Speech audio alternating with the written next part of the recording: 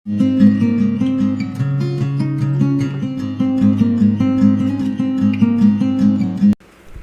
बच्चों, सुप्रभात। आप सभी का नागरिक शास्त्र की कक्षा में स्वागत है। बच्चों, पिछले लेक्चर में मैंने आपको समानता का अर्थ, परिभाषा, महत्व और प्रकार के बारे में बताया था। आज मैं आपको समानता के सकारात्मक एवं नकारात्मक पक्ष तथा स्वतंत्रता एवं समानता के संबंध के विषय में पढ़ाऊंगी। समानता का नकारात्मक पक्ष। सामान्य रूप से नकारात्मक स्वतंत्रता का अर्थ है विशेषाधिकारों का अंत। समाज के किसी वर्ग विशेष को जन्म, धर्म, जाति या रंग के आधार पर किसी प्रकार के विशेष अधिकार प्रदान न किए जाएं, तो यह नकारात्मक समानता का द्योतक है। राज्य को चाहिए कि वह बिना भेदभाव के नागरिकों को व्यक्तित्व के विकास के समान अवसर प्रदान करें। लोगों में प्राकृतिक कारणों से अर्थात जन्मजात असमानता हो सकती है, परंतु अप्राकृतिक कारणों से अर्थात पैतृक परिस्थितियां अथवा राज्य द्वारा दिए गए भेदभाव के परिणाम स्वरूप किसी प्रकार की असमानता नहीं होनी चाहिए। छुआछूत का अंत व सबको शैक्षिक संस्थाओं में प्रवेश का अधिकार नकारात्मक समानता के ही उदाहरण हैं। सकारात्मक समानता। इसका अर्थ है कि प्रत्येक व्यक्ति को उसके व्यक्तित्व के विकास हेतु पर्याप्त अवसर मिले तथा राज्य के द्वारा उनमें कोई बाधा उत्पन्न न की जाए। यदि सभी को समान अवसर ना मिले तो मनुष्य का सर्वांगीण विकास नहीं हो सकता है। प्रत्येक व्यक्ति को अपनी योग्यता व प्रतिभा विकसित करने का समान अवसर प्राप्त होना चाहिए।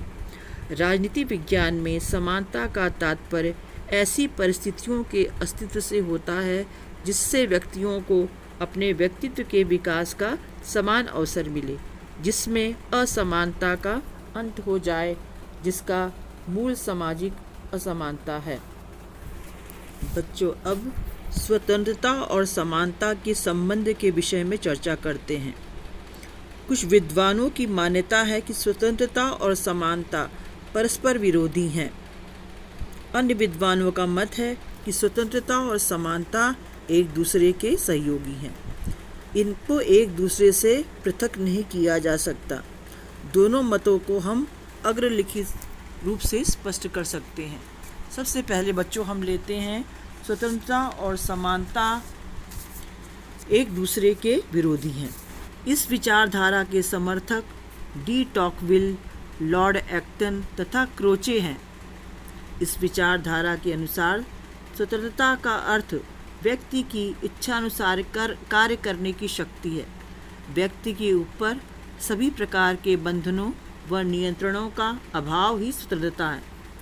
समानता का आशय सभी क्षेत्रों में बराबरी से है, अतः स्वतंत्रता से समानता का हनन होता है तथा समानता से स्वतंत्रता का अंत हो जाता है। इस मत के समर्थक निम्नलिखित तर्क देते हैं। सबसे पहला तर्क है उनका, प्रकृति में सभी मानवों को समान नहीं बनाया है। समाज में असमानता प्रकृति की ही देन है, क्योंकि प्रकृति ने सभी लोगों को समान नहीं बनाया है। कुछ लोग बुद्धिमान होते हैं तो कुछ लोग बुद्धिहीन, कुछ सुंदर होते हैं तो कुछ कुरूप होते हैं। इसके विरुद्ध हम शक्ति प्रयोग द्वारा बुद्धिहीनों और विवेकशीलों में समानता स्थापित करने का प्रयास करते हैं तो प्रकृति के असमानता के सिद्धांत के विरुद्ध कार्य करते हैं। दूसरा तर्क आर्थिक स्वतंत्रता और समानता विरोधी है। आर्थिक क्षेत्र में खुली प्रतियोगिता एवं स्वतंत्र व्यापार होना चाहिए, जिससे प्रत्येक व्यक्ति स्वतंत्रता से अपनी आर्थिक प्रगति कर सके। लेकिन आज जब हम आर्थिक क्षेत्र में समानता स्थापित करने का प्रयत्न करते हैं तो इससे हम आर्थिक स्वतंत्रता के मार्ग में बाधक बनते हैं। तीसरा तर्क है योग्य व्यक्तियों को अपनी क्षमता प्रदर्शित करने का अवसर नहीं मिलता। जब हम योग्य तथा अयोग्य व्यक्ति को समान अधिकार एवं अवसर देते हैं तो इससे योग्य व्यक्ति को अपनी क्षमता को प्रदर्शित करने का अवसर नहीं मिलता। उदाहरण के रूप में लोकतंत्र में योग्य तथा अयोग्य व्यक्ति को समान राजनीतिक अधिकार मिले हैं, जिससे योग्य तथा अयोग्य व्यक्तियों का अंतर करना कठिन हो जाता है। चौथा तर्क है समान स्वतंत्रता का सिद्धांत गलत। सभी व्यक्तियों को एक ही स्तर पर रखना, एक जैसे समानता देना गलत ही नहीं बल्कि अनैतिक भी है, क्योंकि प्रत्येक व्यक्ति समान नहीं होता। बुद्धिमान, मूर्ख, ज्ञानी, अज्ञानी, देशद्रोही, देशभक्त इत्यादि सभी को समान पद देना मौलिक रूप से त्रुटिपूर्ण है।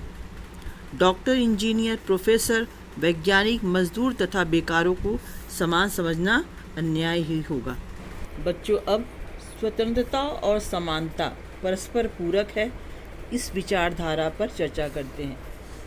इस मत के समर्थक लॉस्की, C.M. जोड, पोलार्ड, R.S. टोनी तथा G.A. स्मिथ हैं।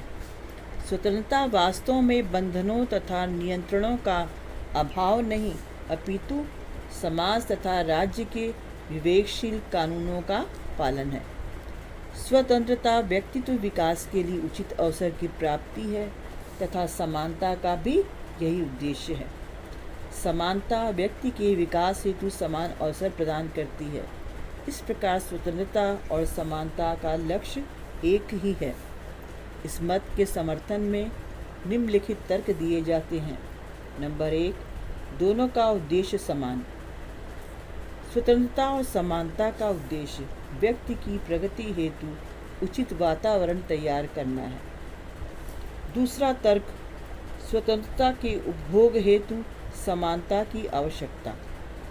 समानता की अनुपस्थिति में स्वतंत्रता का उपभोग नहीं किया जा सकता, अतः स्वतंत्रता के लिए समानता का स्थापित किया जाना आवश्यक ही नहीं अनिवार्य भी है। तीसरा तर्क है नागरिक स्वतंत्रता हेतु कानून के समक्ष समानता आवश्यक है। नागरिक स्वतंत्रता से अभिप्राय यह है कि स्वतंत्रता जिसका उपभोग व्यक्ति राज्य का सदस्य होने के कारण करता है, ऐसी स्वतंत्रता को उपयोग तभी किया जा सकता है जबकि प्रत्येक व्यक्ति को कानून के सम्मुख समान पद दिया जाए। चौथा तर्क है राजनीतिक स्वतंत्रता हेतु समान अवसर आवश्यक है। प्रत्येक नागरिक को राज्य के कार्य में भाग लेने के लिए समान अवसर दिए जाएं। यदि ऐसा नहीं होगा तो राजनीतिक स्वतंत्रता का कोई अर्थ नहीं। आज निर्धन व्यक्ति पूंजीपति की तुलना में राजनीतिक स्वतंत्रता का उपभोग नहीं कर सकता, इसलिए प्रत्येक क्षेत्र में समानता आवश्यक है। पांचवा तर्क है स्वतंत्रता और समानता का विकास साथ साथ ही हुआ है। दोनों की प्राप्ति हेतु मानव ने समान प्रयत्न किए हैं। फ्रांस के क्रांतिकारियों ने जहां स्वतंत्रता की मांग को की थी, वहीं उन्होंने समानता की भी मांग की थी, क्योंकि उनको पता था कि इनमें से किसी एक की कमी से दूसरी निरर्थक हो जाएगी। अंततः हम इस निष्कर्ष पर पहुंचते हैं कि दोनों का परस्पर घनिष्ठ संबंध है। ये परस्पर विरोधी ना होकर के एक दूसरे के पूरक हैं। जो घर पर सुरक्षित रहें, पढ़ें लिखें और आगे बढ़ें। अदृश्य कोरोना वायरस को पराजित करने के लिए अपने मोबाइल में आरोग्य सेतु व आयुष कवच ऐप को डाउनलोड करें। सभी विषयों की पाठ्य पुस्तक की उपलब्धि हेतु दीक्षा ऐप को डाउनलोड करें। धन्यवाद।